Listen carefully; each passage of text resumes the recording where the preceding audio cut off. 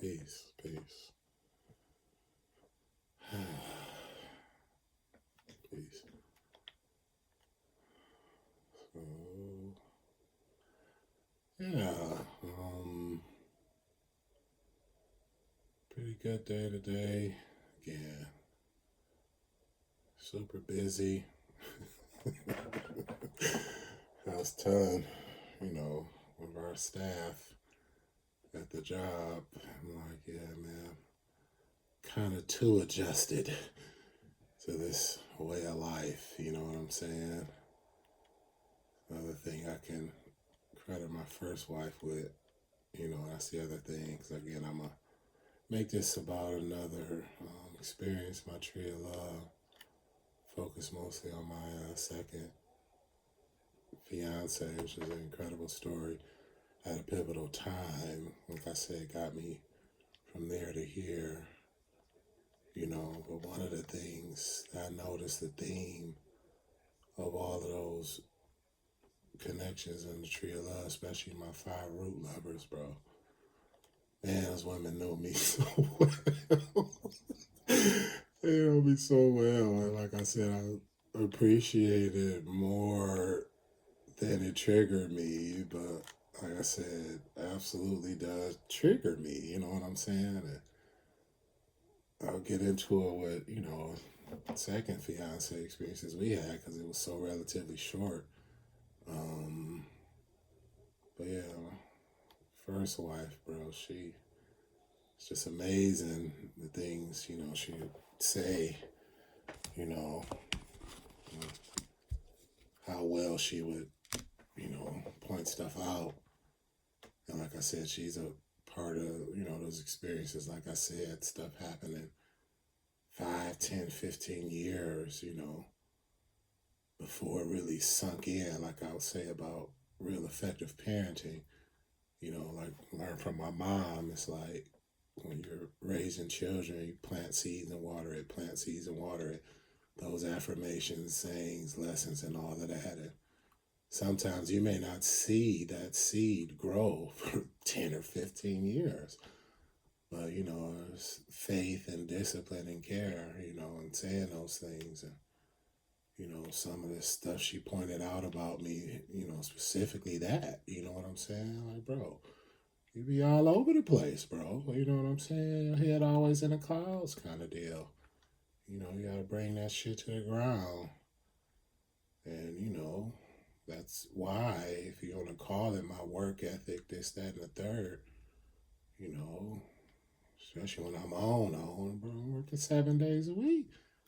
You know what I'm saying? Always on the clock, kind of like in the life, I'm always on the clock, but again, how can you really focus or even discipline yourself in a direction when you always all over the place kind of deal? So, it's kind of one of her themes of, at least her to me, you know what I'm saying? And I would mirror reflections to her about her deal, just like all the other connections. But yeah, man, it's a way to start because, again, I know that after I feel I've spoken enough, about my tree of love, to really focus more on, what I'm saying, what's going on kind of deal, you know, what's going on, you know, especially transition at an aeon and age, and how it's manifesting, down here on the ground and, the shift, It's one of the things we always called it, you know. But yeah, I was thinking a lot about my second fiance the past couple months. Like I said, the story is just really incredible. Like the other ones I've already told. Like I said, bro, I can't overstate enough, bro. I still call myself like the Forrest Gump of metaphysics. It's like, bro, I've unwittingly found myself in some of just the most incredible experiences, biopsychosocial, but beginning and ending with the spirit of it all, And that's why, the reality of mysticism and being a mystic is so comforting because I'm truly religiously devout, to more than one doctrine because it's all a manifestation of the one cosmic origin story of creation, and the God that they're talking about is the spirit of life, that exists in all of us, and permeates all things, I can recognize that, but spiritually speaking, words are still being written, experiences are still being had, you know, and that's one of the ways that, the words of religion, can trap people sometimes, But, as the Bible says, all things are done for the good of those who seek and actually serve honestly, in spirit and in truth, So that's what my story is about a lot as well. Um, so yeah, let's start from the very beginning, again, pointing out like I said, supernatural, paranormal elements to it, talk about the two beautiful branches in the last video, you know, if you listen to those stories, then you pretty much know the stories of my first fiance and my first wife, because it was the same thing, following the signs and stuff just showing up. And like I said, it's all connected and I understand it spiritually, but just like them down here on the ground in their body, they just wasn't ready to engage it that way, So, I own all my stuff, but, I don't own theirs, at least not no more, because especially from a personality standpoint, it's only a handful of people I can look at and how they're living their life as husbands and fathers, and saying that's exactly how it would be. And yeah, it can be beautiful, but sometimes it's like, bro, come on now. Yeah, it's tough. It's tough. Always being that, you know, and it's like I would say about the work I do, it's how I feel about real, true fathers and husbands. At least a few of us that's manifested in that way. It's like, who cares for the caregiver? Who does the leaning post lean on? You know? And so, yeah, that's why good marriages are extremely important, if that's how you want to live. So I don't go all the way that far. Yeah, um, yeah, the story kind of officially began again, bro. Like I said, man, he's foreshadowing these omens, that precognition, bro. It's another theme of what these relationships are about, you know, and how I could discern between who was called and who just came, you know. There's a lot in that. But I think it was what, bro? I think, yeah, 2010, 2011. Because I used to call in my memoirs that I wrote, spring 2011, talk about my experiences starting, that summer, summer 2008. One of my beloved cousins got, murdered in the city. That's when they biopsychosocial, I bottomed out and exited into my dark night of the soul spiritually. It all went down. I won't get into all of that. I may do that. I'm feeling that now because, like I said, it was such an important document, and still, they're saying, remains an important document. But, I might do a vlog like this about it eventually. We'll see, though. But yeah, bro, so that summer 2010 was absolutely incredible. Experienced my last walk of servitude on 6/26/2010. That night of the Grand Crux lunar alignment, partial eclipse. It's a long story. But yeah, I ended up pretty much in the psych ward for the last time. And, it was one of those real, real big battles, like I told you about, in and out with Illuminatis and, the agents and all of that. But we emerged victorious again. Got what we needed to get from it. Shout out to them, who I was about to say, but I'll say it later. Loved ones down in the hollow. You know, but yeah. So we cleared that, especially after 626. 2010. Had one more big battle to sort out, but then I started getting myself back on track. You know, it's like driving hour and 10 minutes both ways to work a factory job. Trying to steer clear to life and the narratives. I was once embracing being a citizen and such. You know, so that led me back to like, yeah, bro. I remember what a woman told me. When I left Wayne State one semester short, I graduated with my BSW. It's like, yeah, bro, even if you a few credits short, you still a few credits short. So sort yourself out and make it a point to complete. That's the goal, is completion of the degrees. So that's when, like I said in that NFL story, decided to go to Oakland University. Like I said, just about 40 minutes north of the city. It was still worlds away and what I needed. So I was getting myself together, creating that plan, and yeah, okay, so this was 2011. Because 2010, like I said, when I bottomed out, that very week we were supposed to go on a cruise. And like I said, my grandma and church family, they've been cruising since like the late 70s, 80s and such. I'm a gutter city dude. So I didn't even really get on a plane till I was about 21. And that was the first time was, to go on a cruise. So, I was supposed to be on that cruise, but like I said, I bottomed out. It's like 2 years after Ad got hit, and it's going through a lot, the high ACEs score and all that trauma was culminating.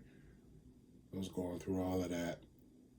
So I obviously wasn't fit to travel anywhere because I was stamped with the number one stipulation of who gets to remain in control and who is controlled when it comes to mental health, behavioral health, and all that. And that's a danger to self and others.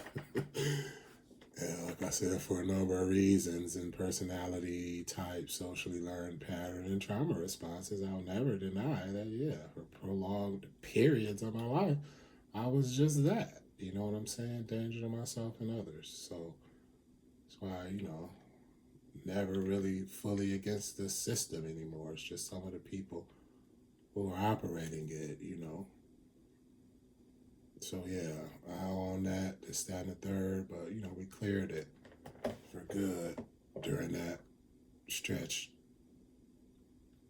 So as I'm coming out of it, one of the things that I experienced, with spirit, which is a significant part of this story, is, like I said, I was down and out, broke, because like I said, I always had battle with the economic system since childhood, because it's unnatural. There's no ecological purpose to the economy. So that's why it's artificial and unnatural. And us as spiritual beings, it's just part of it. I won't go that deep. But so yeah, I had a long cigarette addiction. So again, I'm making my way, getting ready to move to on campus, Oakland University. I'm so doggone broke. I'm grabbing sticky coins in my car and cup holder and under the seat and all that other stuff, cleaning them out, and had just enough either for a pack of ciggies or for some gas to get out to North Oakland County. So again, one of the backups I always had, like I said, my grandma. So I was like, yeah, bro, I could just ask for some in between these paychecks because I just got a little job. Obviously working with kids and stuff. I think it was a Boys and Girls Club out there. So, in between paychecks. So I was like, yeah, I'll be able to pay it right back. So let me get my ciggies because I need them. And I just asked my grandma for some gas money until next payday. So that's what I was doing. That's the situation. Put up on her. Obviously, she said okay. Was checking in because, like I said, this was after I flipped out a couple months after that. But she was always supportive. So again, I had on my hoop shorts, a t-shirt, and she gave me like $30. You know what I'm saying? 20 and a 10. And bro, I put it in my pocket because I didn't have no wallet.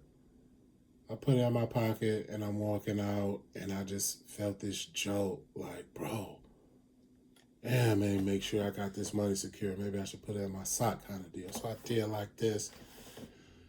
And bro, I was just stunned because I reached for this pocket again through my jeans and I felt a mass of coins.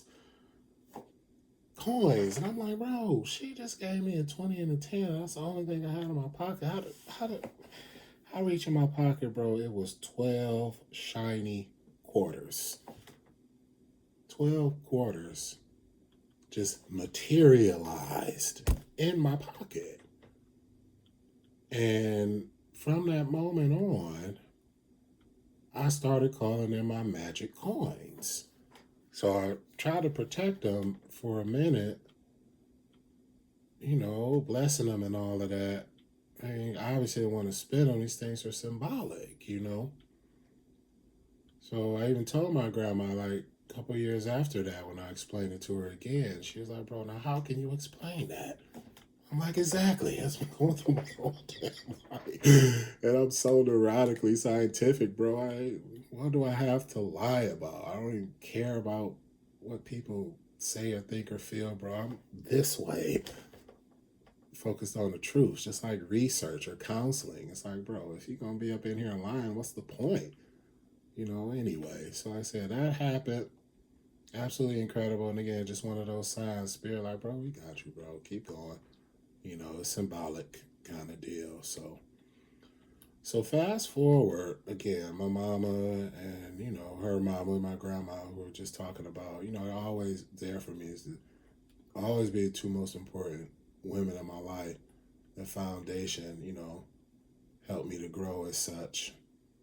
Um, but yeah, so what they did, because I was supposed to be on that cruise the year I had my Dark Night of the Soul, they, anteed up and paid for me to go on the next one, because they were so proud of me, overcoming and all of that, so I really appreciated that and went on that cruise. So again, fast forward to the morning, scrambling a bit, trying to get there.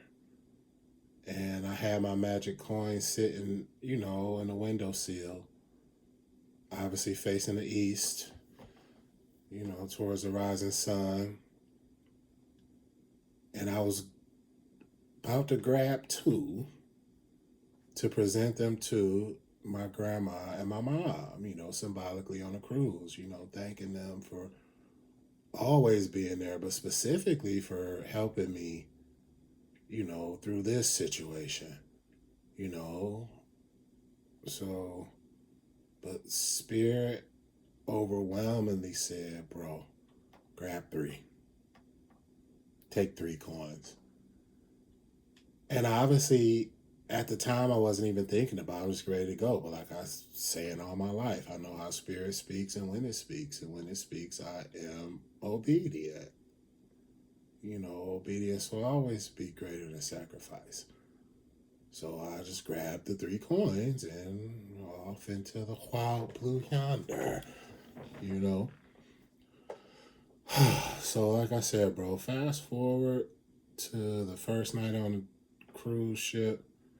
And they had a big ball, a welcome aboard kind of bash, Everybody suited and booted, super fly and all that. Come on now. And it was about 30 of us, bro. You know what I'm saying? And that's what I was saying. Like, bro, especially my first one, like, bro, we out here bringing city to the high seas, It had completely went overboard these generations, but that's just part of it. So it was a very good time, but we had this welcome aboard bash and all of that. And for some reason, out of the blue, I started getting antsy. I started getting jittery. Like, I have somewhere to be. But it's like, bro, I'm on a cruise ship with about 30 of my loved ones, the people who raised me. And where else am I supposed to be but here? But that feeling only got stronger. So I didn't pick some more food and drunk a little bit of this and that. And I got up like, bro, I gotta go. And a woman who was like a third grandma to me. Again, our families was close decades before he was even born. That's what I mean when I say the families that raised me. And she kind of called it out. Like, oh, you must got a hot date. And I was like, kind of sheepish, especially around my elders. I never wanted them to know that side of me. Um, but I kind of put my head down, like, not really. I don't know what the hell is going on. I just know I gotta go. So, of course, especially her being the elder, she was absolutely right. She was right because, like I said, bro, I get up out of there and walking around seamlessly aimless, but with a clear direction. And I end up discovering what came to be my favorite spot, Boleros. I love jazz music, and my Espanol is pretty much part of my galactic heritage. So, a Latin jazz spot, bro. I've been there posted, dancing, partying. But this time again, happened upon it for the first time. I was looking around and I found a little seat right by the entrance. Um, and post up, enjoying this, that, and the third. Scanning as always, that's just part of it. Not only my people watcher, but like I said, it's part of my real world and life training. So always aware, like I would say. So, bro, I'm like sitting right here, and the club is right there, and this is, the walkway with all the, shops and people coming to and fro. So I'm sitting here, enjoying the music and the band and all that. And as I'm scanning, bro, I just happen to look up like this, and she's standing like right here. And I'm like, oh my gosh. And she's looking like trying to find a place to sit. And again, kind of like, the first beautiful branch, after we kind of like locked eyes, is like, bro, kind of willing her toward me, and I'm like, "Baby, see right here, love, So she finally catch my energy and we lock eyes. I'm like, have a seat, dear. And she smiled, sat down, and that was the start of it, bro. That was the start of it, bro. I call her Nina because like I said she La Morena, mixed with Black American and Chicana, Mexican, from LA. And bro, it started from there, bro. Like I said, we fell that night. God, it was incredible. So again, that was the first night. And again, I won't get too deep into all the stuff. I'll just try to summarize it. And like I said, we started in that moment as strangers. And then day 7, as we happened upon the same bus back to the airport, bro, it was like an old married couple. In a span of 7 days, bro, on the high seas. Come on now. So some of the highlights that I mentioned, when I tell this story, I said that's how we met. Now we was obviously on two completely different tips because, like I said, she obviously one who's traumatized, had experiences with being promiscuous, but something that I've heard a few times before, but never as direct and sad as I heard it from her is like sometimes, specifically women, the kind of women I like, it's like, yeah, bro, I'll give you what you want just so you'll be here. Just to have somebody around, a body next to you. But like I said, especially when you're giving in to bro and them like that, the men that's willing to do that, them niggas get up and go right after they done kind of deal. So, just like girls in the life and, women I grew up around and loved, I would always do my best to try to explain it to them, especially, but always with the focus of consent, what you consent to. Like Brother Earl would say, sometimes you don't know what you're asking for, still you ask for more, you know. So that's something we talked about as we were getting, into our histories and stuff like that. Um, so, again, she was like, yeah, bro, I'm out here hanging out, seeing what I can see, getting into this, that, and the third. I'm like, shit, you're telling me I know what time it is, but I'm on the complete opposite end of the spectrum, bro. I'm a lone lion, you know what I'm saying? I'm a solitary Siberian tiger, you understand me? I'm Dolo. I'm out here to be with nature, you know what I'm saying? All this other stuff, you don't know what I just went through, you know what I'm saying? I ain't trying to people not now, I'm just with my people. But my people know me. I'll come and go. You know what I'm saying? We'll be at an event thinking it's going down. And where Chris ass at? I mean, Chris gone somewhere. You know what I'm saying? He'll be back kind of deal. So we talked about that, and I'm like, yeah, okay, cool. We'll find each other kind of deal, almost half joking, but it was almost like that, bro. Yeah, it's a big ship, this, that, and the third, but we all on it. It was like for those 7 days, bro, it was almost like we just always finding our way to each other. And I'm trying to avoid people. I was almost kind of lamenting, like, yeah, bro, she beautiful and all that, but bro, you know what I've been through with women, bro. I'm trying to be dolo, trying to be chilling. I don't want that responsibility. Not on this trip. This is symbolic. But bro, we just always kept running into each other and just gravitating to each other. And once we connected, just like that, bro, we just stuck with each other. You know what I'm saying? So like that very next night, she happened upon us. We got a picture there. It's like several pictures. I'll be off and on with this technology. I think I might know how to do it, but I may add, our pictures at the end, empirical evidence kind of deal. But no. But yeah, so she happened upon us, our family. We was having a dinner. She had her auntie and her grandma and stuff there. So had a picture there. We was hanging out together the rest of the night. Then, like I said, it just kept happening.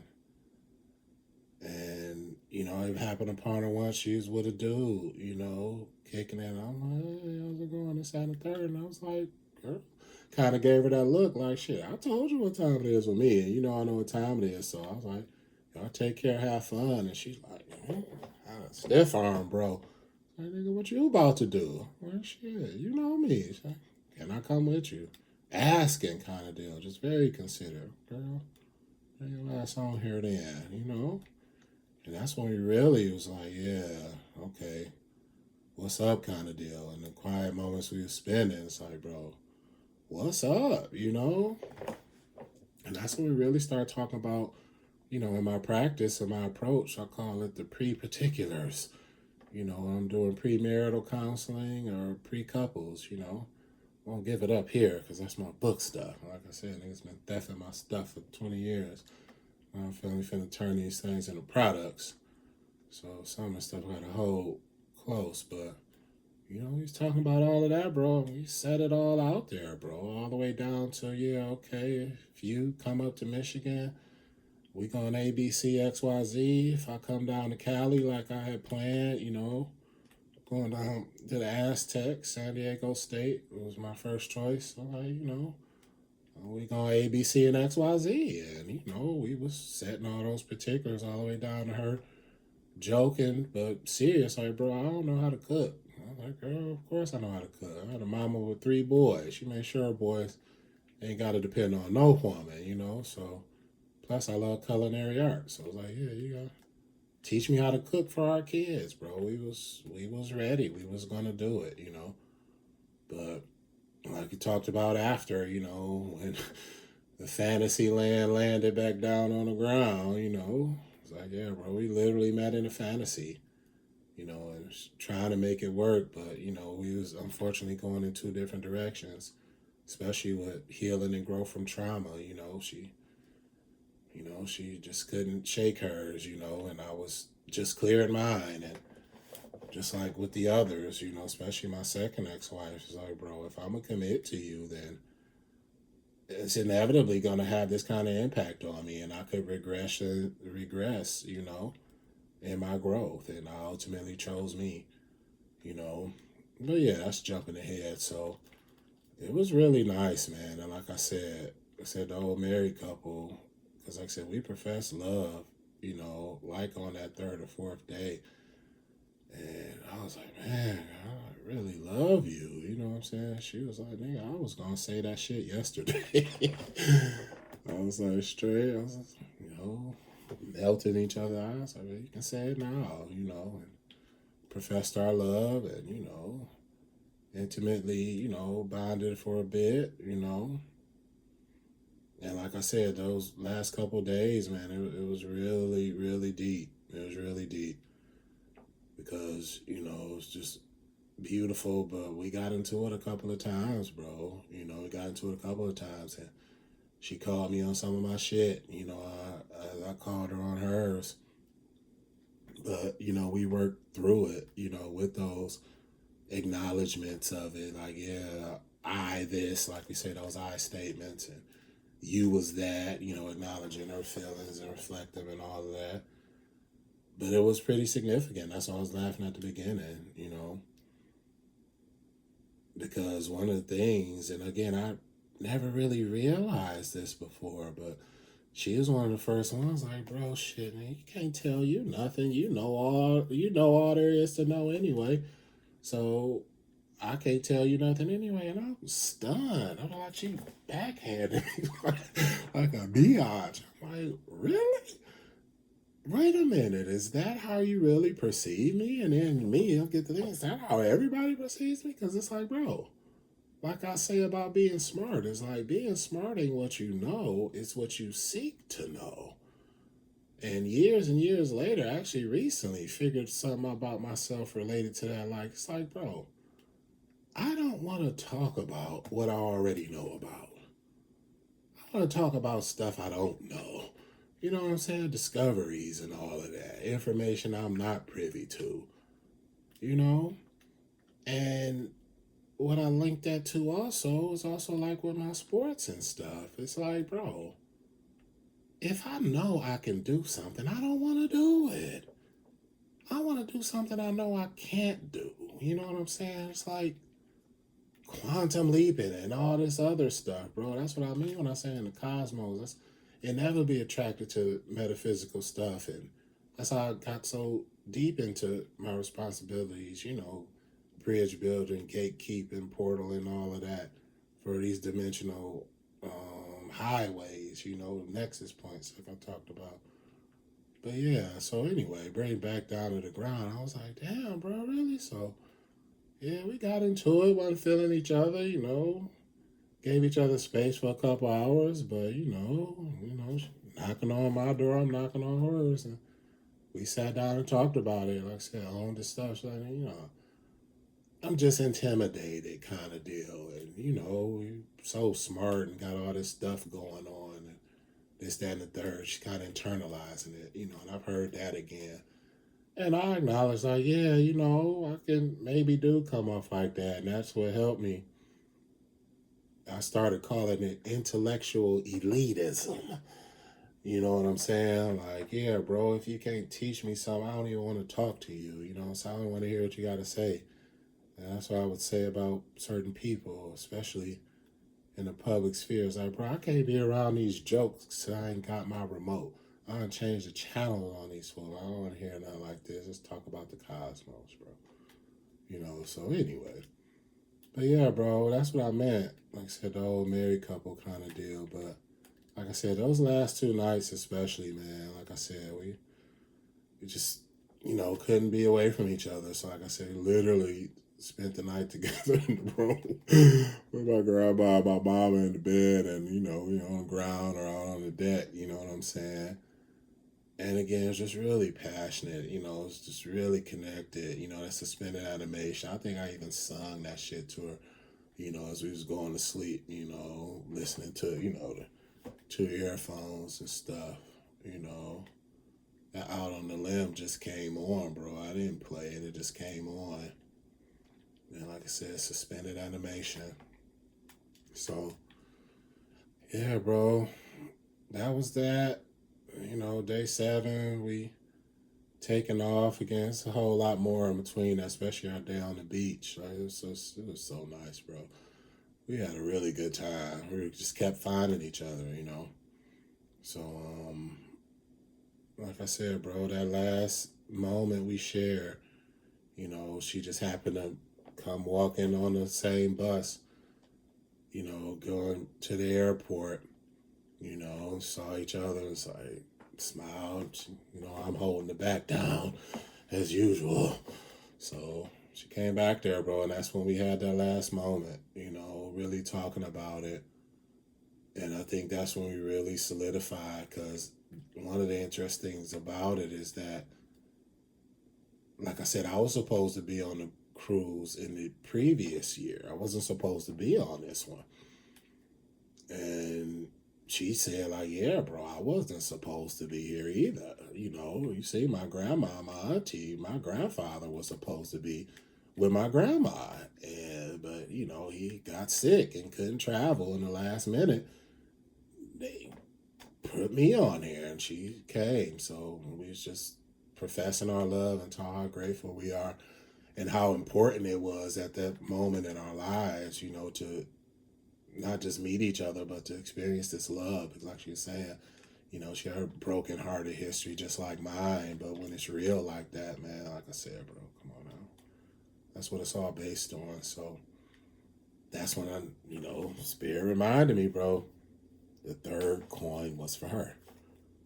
So I was like, wow. And I told her, reached in my wallet, because I obviously had made the presentation to my grandma and mom already. And I told her the story, like, bro, these things just magically appeared in my pocket. And as we rushing, to get out of the house and make it to the airport, I was just staring at these coins, intent on taking 2, for my mom and my grandma. But Spirit told me to bring 3, and the third one is for you. And she, and we kissed and, trying to merge into each other like that creepy ass movie Together. That's so triggering, but it's right on the money. You know what I'm saying? I won't even go there. But yeah, bro, and that was it. Wanted to walk her off the bus, but I was just, oh man, I want all that attention, all those eyes. And I said, we shared our private moment here. Everybody was just so swooning over the energy, and especially people singing the Love Boat and all that other stuff, and I couldn't even front, bro. And then, so like I said, as we pulling off, they're like, oh, she's waving, tears, and I was just like, bro. So yeah, bro, that's the story. I call that story Nina and the Magic Coins. Nina and the Magic Coins. That's about 40 minutes. So yeah, bro, like I said, long story short, we tried. We talked, but like I said, bro, we was moving in 2 different directions. And again, I am one of those alpha sphere, men's empowerment, MGTOW, save yourself, black man kind of dude. Because like I said, those alpha dudes, especially in the underworld, raised me that way. But, I never, ever hid my passion and love for women and a belief in it. So we helped each other learn. But just like with my first love, that iron spine, bro. Like I said, she had stuff going on down in Cali and, trying to sort herself out, but couldn't really do it. And, I was like, bro, shit, if I go down there, what am I getting myself into? If I bring her up here, what am I getting myself into? But I was committed for at least, like I said, 6 to 8 months after that, going into a year. But like I said, bro, it's like me. She's a little bohemian, free spirit. So ain't no telling where she at, what she got going on, and more than anything else, like I said, bro, I've been around and with all kind of women. I have no issues with that. I don't even experience jealousy. So, bro, it is what it is. But if you want to do that kind of lifestyle, you won't be a monogamous, committed wife of mine. You know what I'm saying? The dynamics will have to change. And like I said, some of the women I ain't really trying to hear that. So I'm like, okay, the dynamics will just change, and that's where we came to. And like I said, bro, more than anything, I'm not raising no children, with a woman that's this inconsistent, and not sure what she has going on, especially going through those hormonal changes and postpartum and all that. Ain't no telling what to do to a person who's already suffering with that kind of trauma. So made that tough decision, like, yeah, I always love you and I always appreciate you, but we literally fell in the fantasy world and now we're back on the ground, and I just don't think it's gonna work, and her with her avoiding attachment just like mine. All right, take care, bro. And like I said, that was pretty much it. And like I said, especially last couple of months and last year, at least the peace of my heart she always had, I really started to regret it, because like, especially the other four, it's like she's the only one within my view of things that I didn't give everything I could have given, and not given enough time, to at least try, you know. So, like I said, I would go on, finding Nina social media blitz every couple years. And like I said, the last one, I won't get too deep into it, connected with her father, which is a long story. He's a great man, but it's a really long story. So, yeah, that was probably my last one. Reached out a couple months ago, to the aunt that I met, and the uncle. Just let her know in general, like, yeah, bro, I'll always be that, I'll always be here, with that experience of love. But I'm just wishing her well, wanting to hear if she's okay, because, like I said, several years ago, I heard from her dad, she bottomed out, bro. And I'm trying not to internalize it like, my rejection played a part in it, but I know it did. I know it did, But, like that saying goes, and staff at the old job I was, supervising and supporting young clinicians. Don't set yourself on fire to keep other people warm.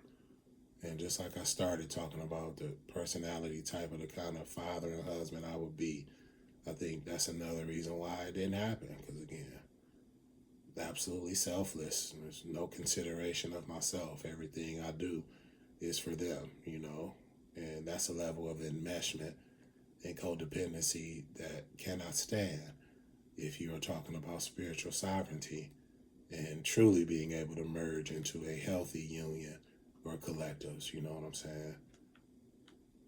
You have to do your work and you have to merge your masculine and feminine, and you can't do it for anybody else. Just like I say, family counseling 101, nobody can function for you. So, yeah. That felt good. Breathe it out. Another 45-minute session of a vlog.